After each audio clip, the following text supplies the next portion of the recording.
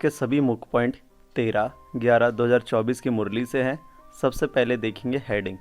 बाबा ने कहा, मीठे बच्चे सभी को पहले पहले अल्फ का पाठ पक्का कराओ, अर्थात बाप का पाठ पक्का कराओ।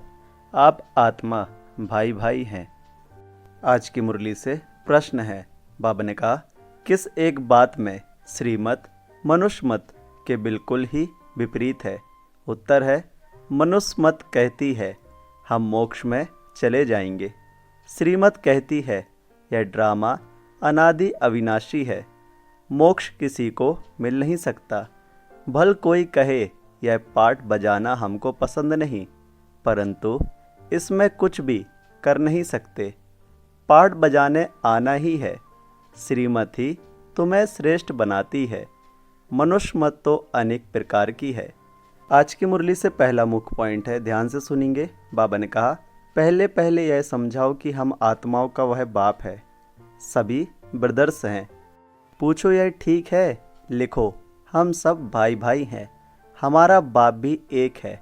हम सब सोल्स का वह है सुप्रीम सोल। उनको फादर कहा जाता है।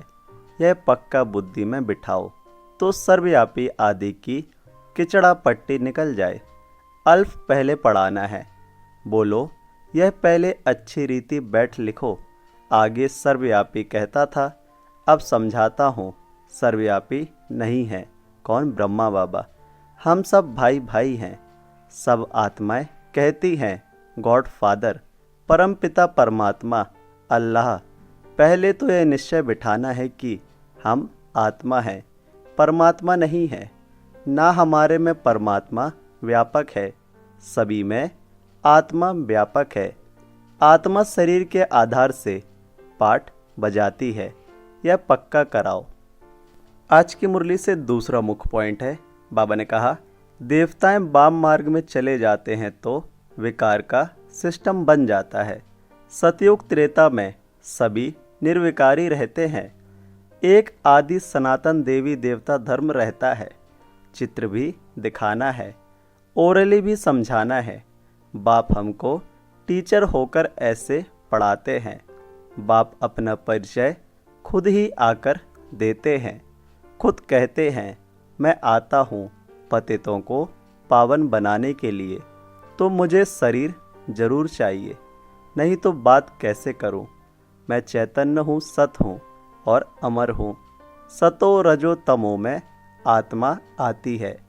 आत्मा ही पतित, आत्मा ही पावन बनती है। आत्मा में ही सब संस्कार हैं। पास्ट के कर्म व विकर्म का संस्कार आत्मा ले आती है। सतयुग में तो विकर्म होता नहीं, कर्म करते हैं, पाठ बजाते हैं, परंतु वह कर्म अकर्म बन जाता है। आज की मुरली से तीसरा मुख्य पॉइंट, इसको ध्यान से देखेंगे। बाबा ने कहा, बहुत जन्मों के अंत में अर्थात संगम युग पर ही बाप आते हैं। बाप कहते हैं, मैं बीज रूप हूँ। श्री कृष्ण तो है ही सतयुग का रहवासी। उनको दूसरी जगह तो कोई देख ना सके। पुनर्जन्म में तो नाम रूप देश काल सब बदल जाता है। पहले छोटा बच्चा सुंदर होता है, फिर बड़ा होता है, फिर वह शरीर छोड़ दूसरा छोटा लेता है। यह बना बनाया खेल है।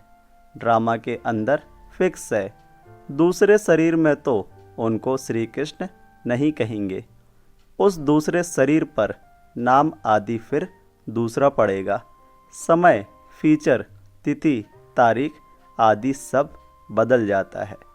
आज की मुरली से चौथा मुख्य पॉइंट है। बाबा ने कहा, गीता में भी है, देह सहित देह के सब धर्म छोड़ अपने को आत्मा समझो। वापस अपने घर जरूर जाना है।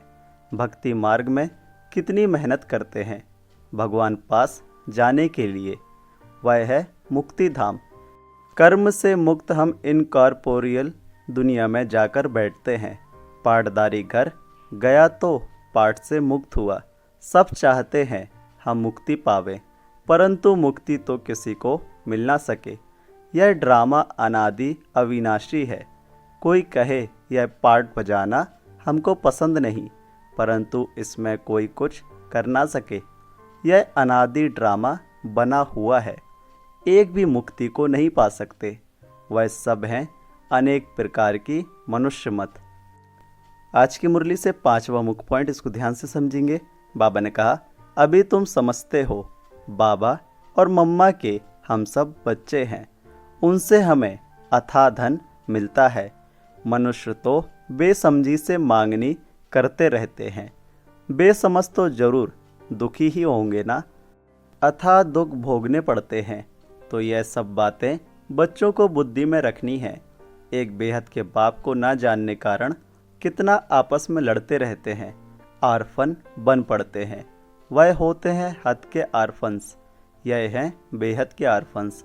बाप नई दुनिया स्थापन करते हैं, अभी है ही पतित आत्माओं की पतित दुनिया।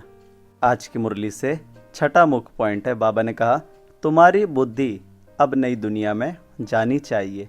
उठते बैठते यही बुद्धि में रहे कि हम पढ़ाई पढ़ रहे हैं, बाप हमको पढ़ाते हैं।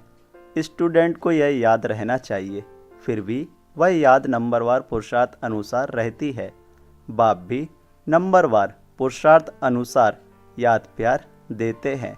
अच्छा पढ़ने वाले को टीचर जरूर प्यार जास्ती करेंगे।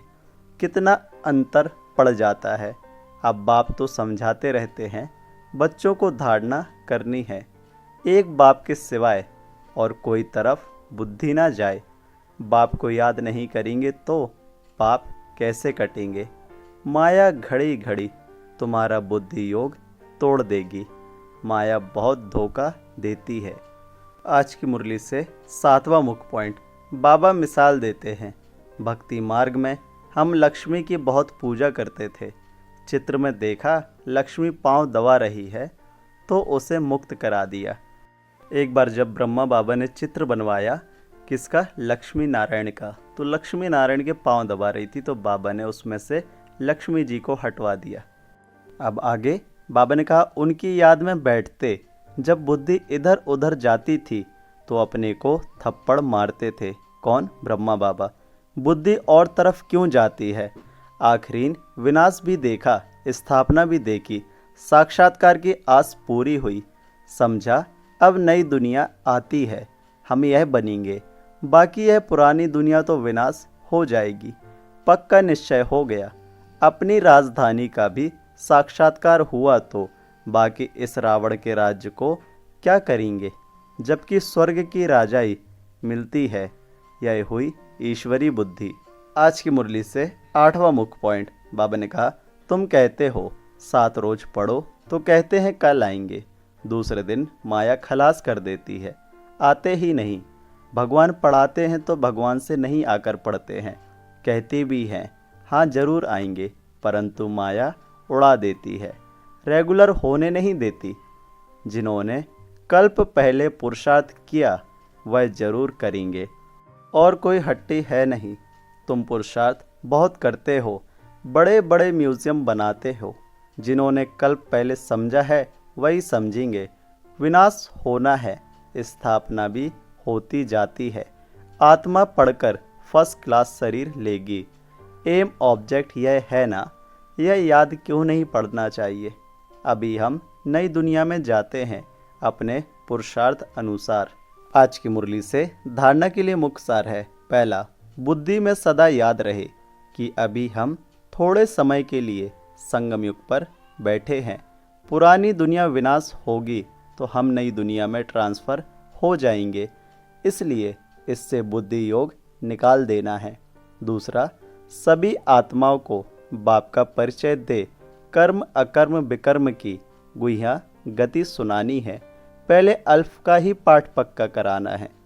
आज की मुरली से वरदान है, श्रेष्ठ प्राप्तियों के प्रत्यक्ष फल द्वारा सदा खुशहाल रहने वाले एवर हेल्दी भव। डिटेल है, संगम युग पर अभी अभी किया और अभी अभी श्रेष्ठ प्राप्तियों की अनुभूति हुई। यह है प्रत्यक्ष फल। सबसे श्रेष्ठ फल है समीपता का अनुभव होना। आजकल साकार दुनिया में कहते हैं कि फल खाओ तो तंदुरुस्त रहेंगे। हेल्दी रहने का साधन फल बताते हैं, और आप बच्चे हर सेकंड प्रत्यक्ष फल खाते ही रहते हो, इसलिए एवर हेल्दी हो ही यदि आपसे कोई पूछे कि आपका क्या हालचाल है तो बोलो कि फरिश्तों की चाल और खुशहाल है। आज की मुरली से स्लोगन है, बाबा ने कहा सर्व की दुआओं के खजाने से संपन्न बनो तो पुरुषार्थ में मेहनत नहीं करनी पड़ेगी। ओम शांति। मेरा बाबा, प्यारा बाबा, मीठा बाबा। ओम शांति।